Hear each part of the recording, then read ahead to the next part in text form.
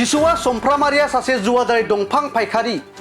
सासे जुवादारि दंफां फायखारिनि बाथ्राखौ रायजो राजाफोरा माबोरै गनायगोन आरो दिनैहाय जिसुया सुमफ्राम हारिया दिनै जोंनि मिथिनायाव बिथाङा थास गेलेयो दंफां बेफारि खालामो जुवा गेलेयो बायदि बायदिजों बिथाङा इनभल्भमेन्ट दं होननानै जों मिथियो आरो बिथांमोन मानसिफोरनि खोथाखौ दिनै रायजो राजाफोरा बोरै गनायगोन गुबुन फारसेथिं कास्टम बसुमतारिया सोर कास्टम बसुमतारिया बिटिआर हालामनि सासे भटारानो नङा कास्टम बसुमतारिया बिटिआर हालामाव फैनानै मोनसे बेमार गोसारला होगासिनो दं दिनै कास्टम बसुमतारिया सोर कास्टम बसुमतारिया बे जोंनि बिटिआर हालामनि बिथाङा भटारानो नङा बिथाङा बे जायगायाव फैनानै मोनसे बेमार फोसावफैगासिनो दङ रायजो राजाफोरनाव मोनसे गेदेर सोंथि थारैनो रायजो राजाफोरा बैफोरबायदि जुवादारि दंफां फायखारिनि बाथ्राखौ माबोरै गनायनानै लागोन बिथांमोननि खावलायनायाव रायजो राजाफोरा माबोरै बिपिएफ दोलोआव हाबगोन बेफोर गोख्रों बाथ्राया जों बुंनाय नङा बेफोर गोख्रों बाथ्राखौ 14 नं चिरां दुवार ब्लक UPPL नि आफादगिरि बिरदाव मोसाहारिया खौरांगिरिफोरनि सिगाङाव बुङो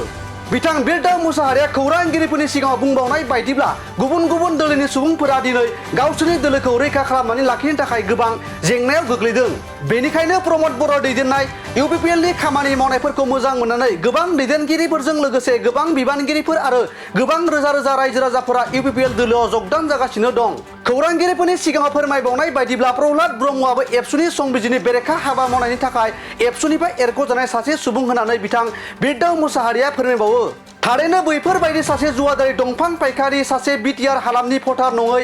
आरो सासे एबसुनिफ्राय एरख'जानाय सुबुंफोरा रायजो राजाफोरनि थाखाय मा मोजां खामानि मावनो हागोन बिथां बिरदाव मोसाहारिया खौरांगिरिफोरनि सिगाङाव मा फोरमायखो आबुङै मिथिनानै लानि फै गुबुन दोलोनि सुबुंफ्रा दिनैहाय गुबुन ओनसोलाव बा गामियाव थाङै दिनैहाय बेबायदि माखासे प्रलोभन देखायनायखौ जों नुदों बिसेसकै जोंनि नैबे लाइमुथि एरियायाव थांनाय समाव जोंहा कास्टम बसुमतारी बिथाङा फैदों जिसुया सुमफ्राम हारिनि बिथाङा फैदों प्रह्लाद ब्रह्म बिथांमोनहा फैदों खाम्फा बरगयारि बिथांमोनहा फैनानै जेम्स बिथांमोनहा फैनानै बे ओनसोलनि रायजो राजाफोरखौ दिनै गला खालामनो नागिरदों आरो जों बेखौनो सोंनो लुबैयो दिनै कास्टम बसुमतारिया सोर कास्टम बसुमतारिया बे जोंनि बिटिआर हालामनि बिथाङा भटारानो नङा बिथाङा बे जायगायाव फैनानै मोनसे बेमार फोसावफैगासिनो दङ आरो जोङो दिनै सोंनो लुबैदों जे प्रह्लाद ब्रह्मआ मोनसे समाव एबसुनि बिबानगिरिमोन एबसुनि बिथाङा भायलेसन खालामनायनि थाखाय संबिजिरखौ बेरेखा मावनायनि थाखाय एबसुनिफ्राय बिथाङा एक्सपेल खालामजादों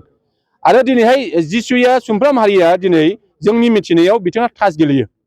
दंफां बेफारि खालामो जुवा गेलेयो बायदि बायदिजों बिथाङा इनभल्भमेन्ट दं होननानै जों मिथियो आरो बिथांमोन मानसिफोरनि खोथाखौ दिनै रायजो राजाफोरा बोरै गनायगोन बोरै एक्सेप्ट खालामगोन आरो बिथांमोननि खावलायनायाव जोंनि रायजो राजाफ्रा बोरै बिथांमोननि दोलोआव बारलांगोन आं आसरितसो मोनो आं कुइसनसो खालामो दा बेनिखायनो बिथांमोना जिखि प्रलोभन खालामा मानो दा जोङो मिथिनायाव गामि बिथांमोना थांनानै मानसि बुरखायदों सोरनोबा 500 सोरनोबा 1000 सोरनिबा गामियाव नोङो 5000 10000 बिदि होदों होननानै जों खोनादों आरो बिनि गेजेरजोंनो रायजो राजाफोरखौ बिथाङा कनभिन्स खालामनो नाजाबाय थादों बेयो पार्मानेन्ट नङा बेयो दसे समनि थाखाय जागोन आरो फैबाय थानाय समाव बिसायख'थिनि जेब्ला दोहौआ फैगोन अब्ला निश्चय बिथांमोना जोंनि दोलोआवनो बयबो फैनानै मैखोमै खामानि मावगोन आरो फैबाय थानाय बिसायख'थियाव जोंनि दोलोआनो एमपिनि बिसायख'थिबो जों देरहागोन बिटिसिनि बिसायख'थिबो जोंनो देरहागोन आरो एमएलएनि बिसायख'थिबो जोंनो देरहागोन आरो जोङो दा सेन्ट्रेलावबो जोंनि सरकार दङ स्टेटआवबो जोंनि सरकार दङ जोंहा बिटिसिआवबो बिटिआरआवबो क'क्राझारावबो जोंनि सरकार दङ बाय जोंहा खुनु गिनांगौ गैया खुनु गुबुन साननांगौ गैया जोङो निश्चय जोंनि दोलोखौ मजबुत जों खालामगासिनो दङ आरो जोंनि दोलोआ स्ट्रं जानानै दिनै खामानि मावगासिनो दङ आरो मोनफ्रोमबो बिसायख'थियाव जोङो देरहागोन बेखौ जोंहा 100% जों फोथायनाय दङ मोनसे गोजोनथाव खौरां क'क्राझार सहरनि जेडि रडजों नांजाबनाय सुदेमपुरि गांजिमा बाजाराव थानाय आइ आफा मेडलाइफ बिएम हस्पिटालाव बेराम सोखानो हानायनि गोबां खाबु दं आइ आफा मेडलाइफ बिएम हस्पिटालनि फेसिलिटिफोरानो जाबाय medical laboratory pharmacy paediatrics medicine gynaecology dental urology dental x-ray play area x-ray sonography OT ICU NICU एबा पीआईसीयू आरो